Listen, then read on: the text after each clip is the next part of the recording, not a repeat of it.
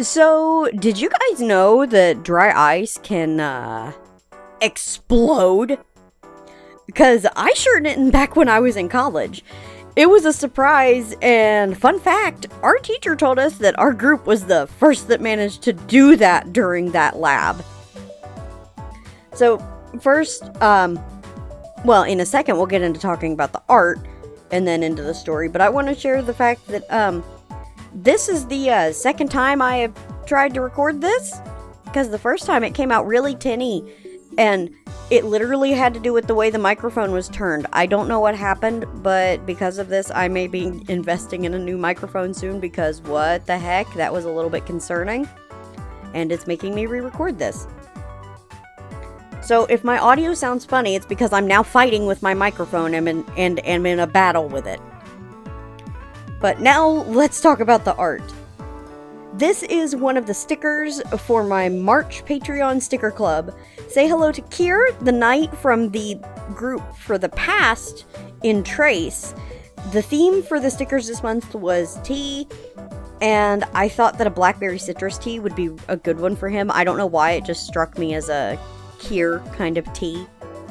I really had a lot of fun with the designs, especially, honestly, the designs of the cups. I had a lot of fun making the, impressions on them look raised, like it's sculpted onto the cup. That was a lot of fun, and also the difference between Kier's cup and Arlo's, with Kier's being a bit more of a sturdy teacup, and Arlo's being a bit more delicate looking.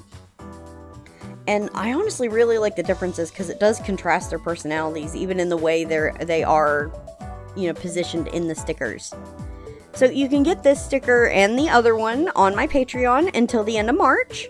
The other tiers on my Patreon also let you vote on the next theme for the stickers, so maybe go check it out. And now, back to the story. So back when I was in college, a good few years ago now, it's been several, I needed a science credit. Well, a couple of science credits really, but that's beside the point right now, To anyone who isn't in college or university or has gone to a different kind of school, like maybe a trade school or something like that, because I don't know how those work perfectly. I really don't. I just have no idea. Many schools, most colleges, tend to require general education credits. That's where your math, science, literature, and history courses come in. No matter your major, these courses are required, like even somebody who's majoring in science is going to have to take an art course, and vice versa. I was an art major, so I had no idea what science course to go for. Now that said, I do absolutely love science, but that semester, because of my other courses, I wanted one that would be a little bit easier for me. The science course wasn't going to be the priority for me, after all, with my art projects due. But I did keep my eye out for ones that looked interesting. A class that caught my attention was going to be preferable to just any class, especially with my issues with focus. And I found one. I found out that oceanography was an option, which I thought was a little odd given where I live, and I still find it odd. I live in a completely landlocked state, to give you a bit of perspective on this. I live in the middle of nowhere. I am surrounded by mountains and trees on all sides, and I'm honestly intimidated a little bit by the idea of plains or flat areas where you can see just land and sky for miles. I don't understand that. The closest I get to that is going to a park where there's an overlook and I can see peaks of hills and mountains and trees for a good distance. But it's still different because I had to go up high to see this and not just exist in a place where that's the view, the general view wherever you are. I've never been somewhere like that. In regard to land, I have been to the ocean a handful of times, and even that was kind of strange. Beautiful, but still strange and weird, but it still wasn't as strange as the other. It's still not as strange to me as the other. But it's to the point where pictures of those kind of places they look almost unreal to me. Safe to say, where I live is not the kind of place where you expect to find an oceanography course. But I was intrigued. My nature and ocean-loving self was all over it. I have always been big into nature, animals, plants to an extent, although I prefer looking at like flowers and things like that, especially from like an art perspective.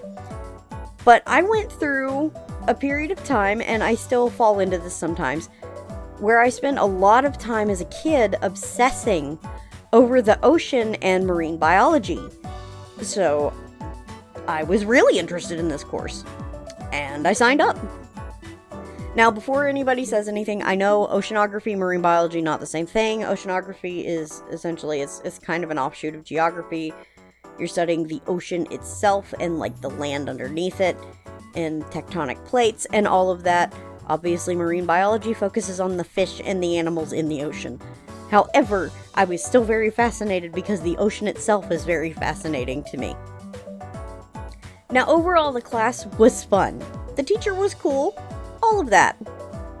But aside from remembering that I enjoyed it, the class just wasn't that memorable. I wonder if it had something to do with it being an introductory course, because it was just covering the basics. A lot of the same things are ones that you'd learn in like geography. Is it geography or is it like geology? Either one. Regardless, you know what I mean. It was very basics driven and all of that. And because of that, it doesn't stick out in my mind that much. Except for one incident. One incident is so stuck in my mind that I don't think I will ever forget it as long as I live. Because it was very striking. Now, let me just say that in science courses, makes sense. You tend to have class days where you listen to the lecture and take notes, and lab days. So, of course, this happened on a lab day. Because it wasn't going to happen on a day that we just sat and took notes. While I drew. Obviously. But we were doing an experiment with dry ice. Come to think of it, I don't even remember what the actual experiment was. Just that we came in and the teacher had dry ice. I want to say that it had something to do with buoyancy, but I can't be sure. But we came in and the teacher let us play with the dry ice for a bit, because these classes were long, so the teacher would let us get acquainted with the materials. And then she had us separate into groups. Now, I just went to whatever group didn't have the right number of people yet. I was very shy and awkward, and I didn't exactly have friends in the class, so I just picked a group. I do remember that we were putting the chunks of ice into large beakers of water. Don't remember why, but that's what we were doing, and the fact that dry ice tends to float is what makes me think it had something to do with buoyancy. Alright, so, we got into groups of 4 and put the dry ice in the water. Obviously, there's only going to be one piece of dry ice per group, so only one person gets to drop it into the water. The guy in our group who put it in there just kind of plunked it in. Just dropped it in. We didn't think anything of it. We just enjoyed playing with the stuff and doing the experiment. He dropped it in. We watched it float around. Now, all through the class, there was the typical dry ice, fog, smoke stuff coming out of the beakers of everybody's table. Except for ours. We thought it was a little weird, actually. We wondered about it, but mostly we just shrugged and continued what we were doing. We weren't thinking about the fog. We should have thought about the fog. So our dry ice was bobbing around in the water, just like everyone else's. But there was an issue with ours, and none of us had realized it yet. But we were starting to wonder if maybe we should ask the professor why ours didn't have the fog coming off of it. Matter of fact, one of us was bringing it up when... crack!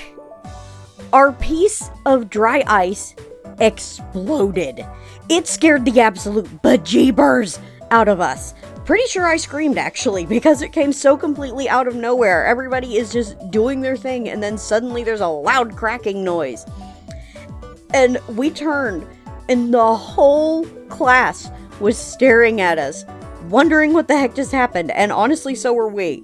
But being stared at made me kind of want to hide under the lab table. It turns out that when the guy dropped the ice in, it submerged completely.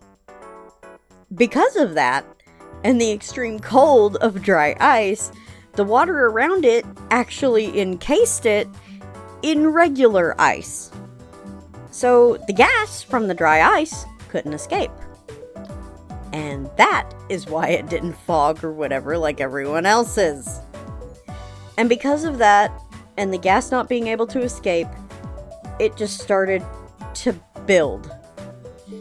It started to build more and more, and the pressure within the ice began to build more and more until it literally blew up to escape.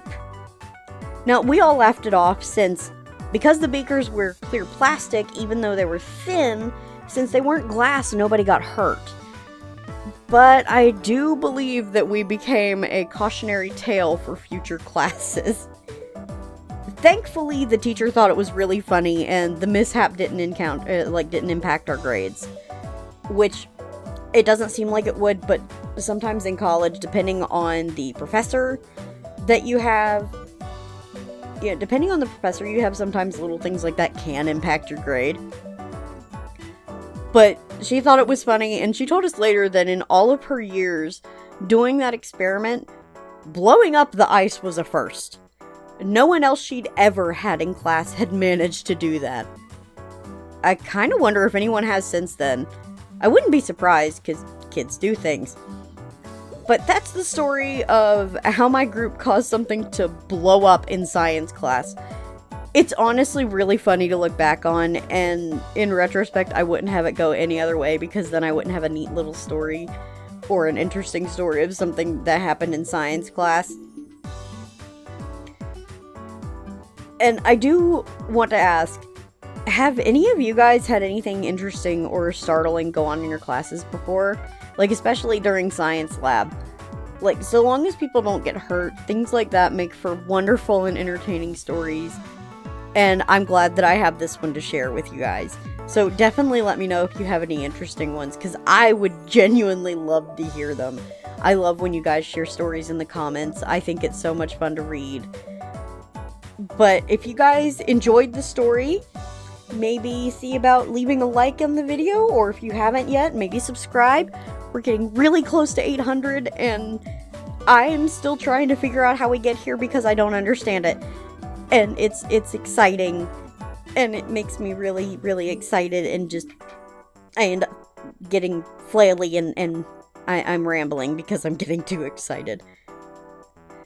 But regardless, I'm just so glad that you guys enjoyed this story. And thank you to my patrons. I can't talk. Inside Chaos, Salmon, and Creativa Artly. I appreciate all of you so, so much. Whether it doesn't matter if you're a patron, just somebody who watches, a subscriber, it doesn't matter. I appreciate you guys so much. I hope all of you have a wonderful day, and I will see you guys next time. Bye!